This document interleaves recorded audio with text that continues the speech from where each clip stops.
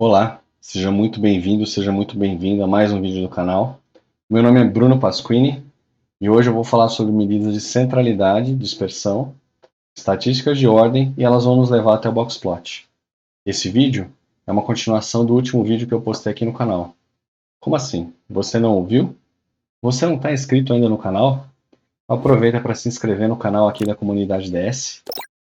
Deixa o seu like aí para impulsionar esse vídeo no YouTube e mostrar para outros pro YouTube que ele é relevante para outras pessoas. E ative o sininho para ser notificado de quando tiver mais dicas como essas de estatística, tem de Python, de Machine Learning, de Excel, de vários outros temas aqui, tá bom? Então vem comigo. Então agora sim, tá vendo aí a minha tela? E eu vou, como eu falei, eu vou falar sobre centralidade, dispersão, e isso vai nos levar a boxplot. Eu estava explicando no vídeo anterior que distribuições estatísticas são como um padrão que você tem de dados que você mede. E esse padrão ele precisa ser representado por uma formulação matemática, mas também algo que depende dos dados são uma medida de centralidade, quanto que ele, se seu padrão está mais para cá, mais para lá, né? Uma medida de dispersão, que é uma medida que vai dizer o quanto que esses dados eles estão distantes da média. Então, falei média, ok, esse é exatamente nossa primeira métrica aqui. Nós vamos falar sobre média e desvio padrão. A média ela é bastante intuitiva, mas antes disso ela é uma medida sumária. O que eu quero dizer com isso? Ela resume a sua distribuição, a sua amostra, a sua população em um único número. Então você tem altura média, você tem custo médio, você tem tempo médio e assim por diante. Então, como eu falei, ela resume tudo em um único número. A média, ela também, eu já tinha falado nisso, ela é bastante intuitiva. E aqui eu vou pegar um conceito da física, que é o centro de massa, para explicar. Imagina que eu tenho aqui a minha distribuição, a distribuição uniforme, ela tem o seu ponto de equilíbrio aqui. Então eu estou mostrando para você. Essa média ela não está nem mais para cá, nem mais para lá. Ela está onde? Exatamente no meio. Então o que eu vou fazer agora? Eu vou pegar um pouco mais de massa, literalmente, duas moedas aqui, e eu vou colocar no começo aqui. Eu vou concentrar os dados no meu começo. Agora, a minha média não vai ser mais aqui. Eu vou ter que deslocá-la. Será que eu consigo aqui? Pronto, tá aqui, ó.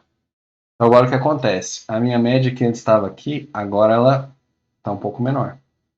Eu tenho uma dispersão menor de dados do lado de cá, uma dispersão maior do lado de lá, mas eu tenho a mesma quantidade de massa aqui e ali. Tá bom? A média, ela é bastante simples e você até já conhece o conceito. Você soma todas as observações e você divide pela quantidade delas.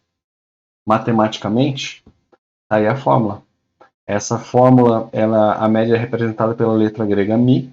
A letra grega mi ela tem o som de M no grego, mas ela é escrita dessa forma, como se fosse o U com uma perninha aí. Tá? Tem esse outro símbolo que parece um M tombado, é a letra grega sigma maiúscula. Ela representa a somatória. Então você vai somar as suas observações, que aí na fórmula estão como xi, e você vai dividir essas observações pela quantidade delas. N, aí na fórmula, tá bom? Então a média é a medida mais intuitiva de centralidade. De novo, quanto que a minha distribuição, se ela está mais para lá ou mais para cá, o centro de massa dela. Mas eu preciso de uma medida de dispersão. Quanto que os meus pontos estão distantes dela. Então, eu vou partir da própria média e quero apresentar para vocês o desvio médio.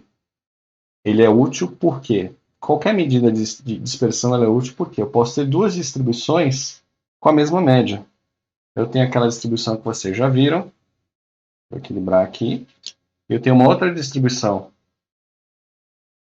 e elas têm a mesma média. Tá? Eu vou tentar inclinar aqui para ajudar a ver. Essa que está mais perto da câmera tem uma dispersão menor, eu espero que esteja dando para ver. E essa que está mais perto de mim tem uma dispersão maior. Elas têm a mesma média, né? A média aqui. mas os dados estão menos afastados e a outra está mais afastada. Ela é intuitiva. Por quê? Porque o desvio médio, eu vou começar com uma média dos desvios da própria média. Simples assim. Então, vamos colocar a fórmula, porque ela é simples, mas ela tem um porém. Aí a fórmula. Você pega e calcula o termo xi menos a média mi. Você soma esses termos todos e aí você divide por n, que é a quantidade de observações. Ao fazer isso, o que acontece? Olha lá de novo aqui nosso centro de massa. O que acontece é que você sempre vai ter um valor igual a zero. Você tem, se o x ele é maior do que a média, x menos a média vai ser positivo. Se o x é menor do que a média, ele vai ser negativo. Então, quando eu somar termos negativos com positivos, essa soma vai dar zero.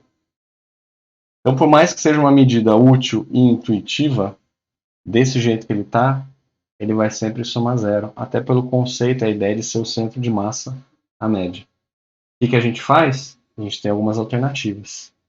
Eu vou trabalhar do meu desvio médio para chegar em alguma coisa que seja padrão e não tem esse efeito de positivos e negativos. Uma das maneiras de fazer isso é você pegar e você passar o módulo, ou o valor absoluto. Então, os termos que são negativos passam a ser positivos, né? E aí você tem que essa soma vai ser de termos que eles podem ser até zero, mas não negativos. Então, o desvio médio vai ser maior ou igual a zero. Desculpa, desvio médio é o de cima. Esse é o desvio absoluto. Agora, quando você passa o módulo, o que acontece é que a formulação matemática por trás disso ela fica mais complicada. Quando você vai trabalhar com cálculo e tudo mais, o módulo, o valor absoluto, ele não é uma coisa muito amigável. Existe uma outra medida, uma outra forma que é matematicamente mais fácil de trabalhar e que também elimina esse problema da compensação dos negativos e positivos. E aqui é você elevar ao quadrado. Exatamente, você pega essa soma de termos, você pega cada termo x menos a média, você eleva ele ao quadrado e daí você vai somar e dividir pela quantidade que é o n. Tá? Agora, eu estou até colocando uma lupa aí pelo seguinte, esse quadrado ele tem a sua consequência também. Essa medida de dispersão, ela leva a minha observação numa dimensão diferente da dimensão natural dela. Então, se eu estou medindo a altura e eu calculo a altura média, essa medida vai me dar a altura ao quadrado. Se é dinheiro, vai ser reais ao quadrado, dólares ao quadrado, qualquer que seja a moeda. Né? Então eu tenho aqui a formulação da variância. Variância é uma medida de dispersão, ela é muito útil, ela é mais fácil de trabalhar matematicamente, mas a variância mede em unidades ao quadrado. Tá? A variância é denotada por essa letra, é o sigma minúsculo ao quadrado. Sigma tem o som de S na língua grega, né? E a gente escreve por essa, faz a grafia dela como sendo esse, vamos dizer, esse Ozinho com topete. Né? Essa é a letra grega sigma. Então, sigma quadrado é a variância, e ele é escrito assim de propósito. Por quê? Porque se eu tenho esse problema de elevar ao quadrado, o meu desvio padrão pode ser eu passar a raiz quadrada na variância. Eu pego cada termo de erro, x menos o mi, elevo cada termo ao quadrado, somo isso tudo, divido por n, eu tenho a variância. Se eu passar a raiz quadrada na variância, aí sim eu vou ter o meu desvio padrão. E essa altura você pode falar, nossa, Bruno, começou simples lá na média, mas já tem elevar ao quadrado, tirar a raiz. A essa altura você já está querendo começar a figura aí, está querendo um chazinho e tal para dar uma relaxada. E é por isso que eu quero falar agora de estatísticas de ordem. Estatísticas de ordem são mais intuitivas e elas vão nos levar até o box plot. Para falar de estatística de ordem, eu preciso definir a ideia de quantis. O que são quantis? Quantis são quantidades iguais de observações. Simples assim. Então você pega os seus dados, você tem que ordenar, sempre depois de ordenar, do menor até o maior, né? E aí você vai definir quantidades iguais de observações. Quantil é um nome genérico. Se eu quiser, por exemplo, 100 observações, eu vou ter centis ou percentis, né? 100 quantidades iguais de observações. Se eu quiser dividir as observações em 20 quantidades iguais, eu vou ter o vintil, ou vintis no plural. Então, para dar um exemplo, imagina que esse retângulo preto aí que você vê na tela é o meu espaço de observações. Eu vou dividir em 20 quantidades iguais, representadas aí pelas linhas brancas. Então, cada intervalinho desses é um intervalo não dos valores dos dados, mas de quantidade de observações. O vintil, ele não é tanto usado assim, eu vou por uma mais conhecida que é o decil, decil de 10, 10 intervalos iguais de observações, 10 quantidades iguais de observações. Já é um pouco mais comum, eu mesmo já usei decis em alguns casos, desenvolvendo modelos estatísticos. Mas os quantis mais comuns são os quartis, exatamente, quartil de 4. Então vamos lá, linhas verdes aí estão representando os quartis, você vê que tem 4 intervalos, mas para definir 4 intervalos você precisa de 5 linhas, exatamente, para definir 1, 2, 3, 4 intervalos. Esses quartis, eles são denotados, os 5 números, eles são denotados por Q0, Q1, Q2, Q3 e Q4. Que são, quartil 0 é o menor valor, a sua menor observação. Ele deixa 4 quartos, quartil, 4 quartos das observações são maiores ou iguais do que ele. O primeiro quartil, ele deixa 1 quarto das observações são menores ou iguais a ele, 3 quartos das observações são maiores ou iguais do que ele. O segundo quartil, ou a mediana, ela deixa 2 quartos das observações são menores do que ele, 2 quartos das observações são maiores ou iguais, né, para ser preciso. O terceiro quartil, ele deixa 3 quartos das observações menores do que ele, 1 quarto das observações são maiores do que ele. E o quarto quartil, ele é a maior observação que você consegue medir. A maior observação que está no seu conjunto de dados, ou na sua população. Ele deixa 4 quartos das observações são menores ou iguais do que ele.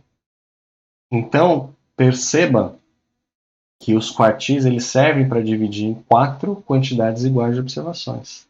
E aí o valor que você tem nesse ponto que deixa 1 quarto, 2 quartos, 3 quartos menores ou iguais, ou 1 quarto, 2 quartos, 3 quartos maiores ou iguais, são esses quartis. Então a gente pode pensar em fazer um intervalo aqui, e aqui eu já estou pensando um pouquinho na medida de centralidade e na medida de dispersão. Eu vou propor esse desenho aqui, que ele tem uma medida de dispersão entre o Q1 e o Q3, e uma medida de centralidade, que é o Q2. E com isso, exatamente, surgiu o box plot, ou o gráfico de caixa, numa tradução livre. Sim, porque você tem essa caixa, que está marcada em verde, né? Os limites dessa caixa são dados pelo primeiro quartil, que é o limite inferior, o terceiro quartil é o limite superior, e a mediana, ela sempre vem marcada no box plot, ela é uma medida central. Então, só reforçando o conceito, 50% das observações são menores ou iguais do que a mediana, 50% das observações elas vão ser maiores ou iguais à mediana. Dentro da minha caixa aí do box plot, 25% das observações vão ser maiores do que a mediana, vão estar entre a mediana e o terceiro quartil. 25% das observações são menores do que a mediana. Elas vão estar entre o primeiro quartil e a mediana. E aí, eu até já adiantei, mas a mediana, ela tem esse nome, não por acaso, porque ela é uma medida de centralidade. Ela está no meio. É isso que quer dizer mediana. Está no meio. Se a média é o centro de massa, a mediana é aquilo que está no meio. Lembra que a mediana deixa 2 quartos das observações menores ou iguais e 2 quartos das observações maiores ou iguais. E a mediana ela tem uma vantagem sobre a média, que é o seguinte: ela não é sensível a valores extremos. Você tem o seu padrão, a sua distribuição estatística, embora você até possa ter baixa probabilidade, você acaba tendo valores extremos. A média, ela é influenciada, o cálculo da média é influenciado se você tiver um valor muito fora do padrão. Da mesma forma, essa distância entre o primeiro quartil e o terceiro quartil, ela é uma medida de dispersão. Ela é chamada distância interquartílica, ou distância entre quartis. O nome é complicado, mas o conceito é simples, né? Então, é o valor de Q3 menos o valor de Q1. Essa é a distância interquartílica. Ela é uma medida de dispersão, que ela diz o quanto que a sua distribuição está... Os pontos estão afastados do meio, né? E ela não é sensível, como o desvio padrão é sensível a valores extremos. Aliás, o desvio padrão é tão sensível a valores extremos, por quê? Porque se eu tenho um ponto, subtraio da média, esse ponto está muito fora, você pega essa diferença e você ainda eleva ao quadrado. Tanto que a gente calcula normalmente o desvio absoluto e o desvio padrão. Se os dois derem muito diferentes, eu tenho um indício só por isso, só por essa diferença, de que eu tenho valores extremos na minha amostra, na minha população. Né? Mas aqui eu estou falando da mediana, medida de centralidade, e da distância interquartílica, que é essa medida de dispersão dos dados. Medidas essas que não são afetadas por valores extremos. Tá? Eu construí o boxplot a partir dos quantis, que são intervalos, quantidades iguais de observações. Então, a partir dessa construção, esse meu desenho ele está simétrico. Mas é importante ressaltar, o boxplot ele não necessariamente é simétrico. Por quê? Porque depois eu vou aplicar o boxplot no meu intervalo de dados. Se eu tiver um valor extremo, pode ser que essa linha que está para fora do boxplot ela fique mais esticada, menos esticada, ela tem um limite que a gente vai falar também, mas isso aí já é assunto para a próxima aula. Eu vou voltar aqui para a minha tela para agradecer a você por ter ficado aqui comigo, dizer que a gente continua esse vídeo na nossa próxima aula. Muito obrigado e até lá!